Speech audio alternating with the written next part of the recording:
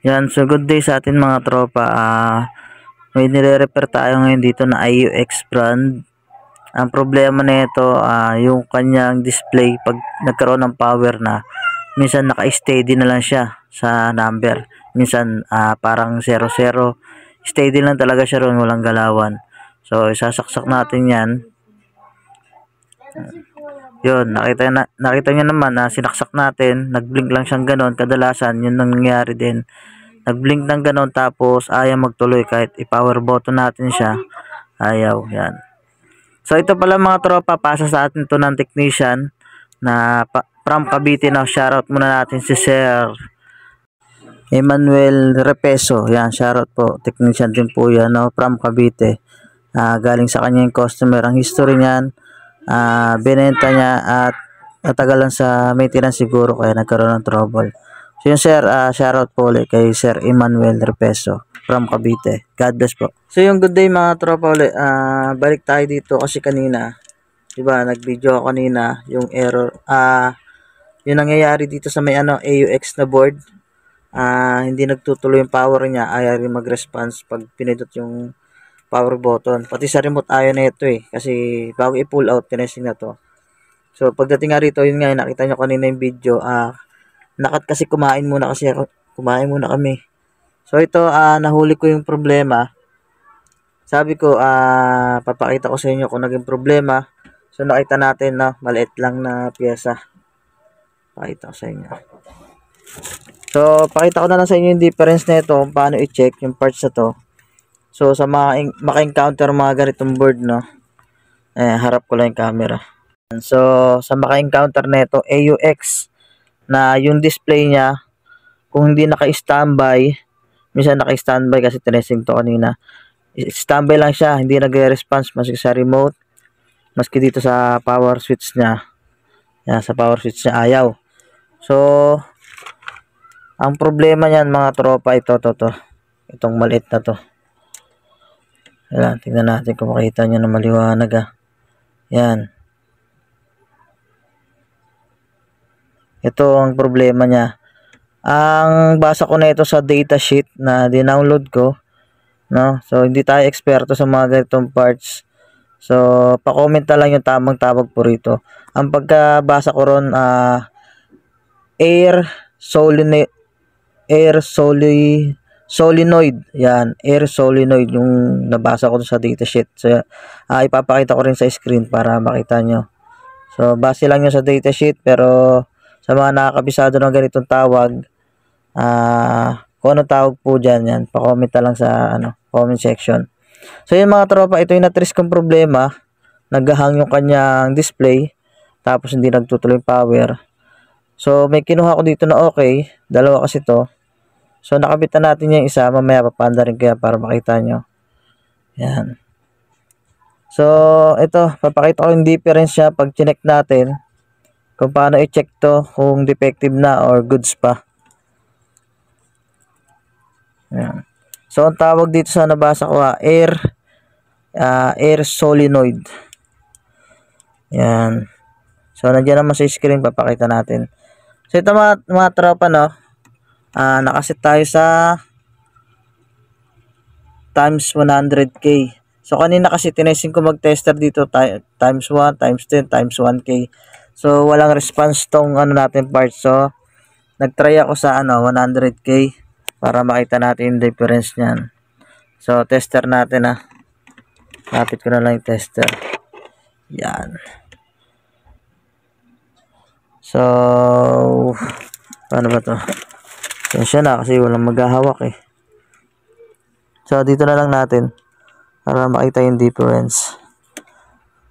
So nakatapat sa inyo yung pangalan. Yan. So tingnan natin tong Yan. Ito yung defective, yan palong-palo. Yan negative, positive yung gitna. Yan. Pag dito naman yung negative, walang response yan, negative, positive, wala. So ito naman yung good. Yan, papansin nyo wala siyang palo, wala siyang resistance na nakuha. Dito sa kabila wala rin, naka times 1. 100k tayo. So lipat natin na. Sensya na kayo sa medyo magulong camera. Wala tayong tagahawak. So ito, lipat natin. Yan. Wait lang. So positive. Tapos negative sa gitna. Kanina kasi 'di ba naka-negative tayo dito sa dulo. So tignan nyo. Yan. So palong-palo siya. Ibig sabihin nagkaroon ng maaring shorted na to. So ito, check natin tong good. Ayan. Ayan. So ito good to. Ito defective na. Ito yung galing dito sa unit. Yan, galing yan dito. Yan, so try natin paandarin mga tropa para makita nyo yung difference yung kanina sa ngayon. So pasensya na kayo kasi hindi na continue yung mga video na ganito. Minsan kasi wala talagang tagahawak ng video. Minsan din hindi ko na pinapahaba. Nirerektahan na lang natin kasi para at least yun naman talaga yung purpose natin, ma-share yung pinaka-trouble saka yung na mga dapat palitan. So pag nakasupply tayo dito mga tropa, no, yan sa neutral, tapos dito sa kanyang com, yan, line yan. So saksak natin, kanina stop yan, tapos mawawala rin, hindi na magko-continue sa ayaw na mag-power.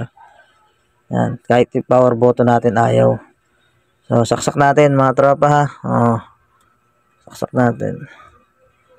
Yan. Lalabo lang yung ating camera.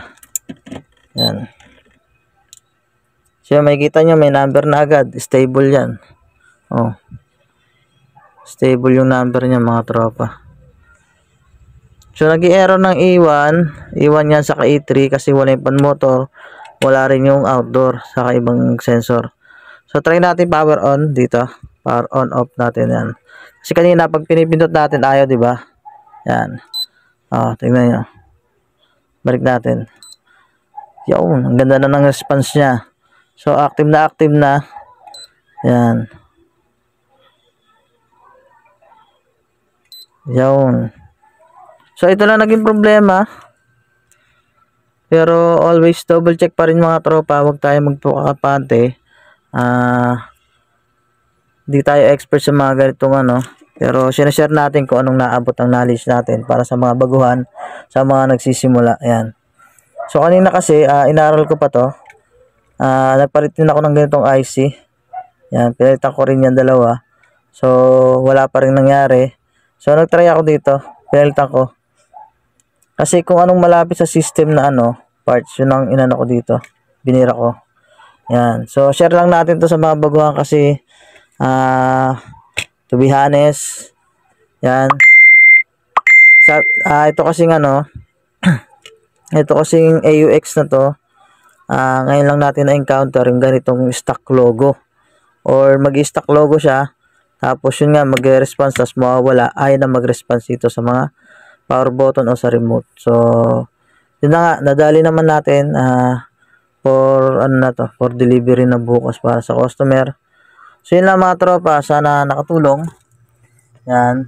So itong konting video natin sa mga baguhan, sa mga nagsisimula. So sana nakatulong sa inyo yung mga ganitong video. Kung nakatulong sa inyo, pa-share na lang din para makatulong tayo sa iba. Yun lang mga tropa. Thank you and God bless.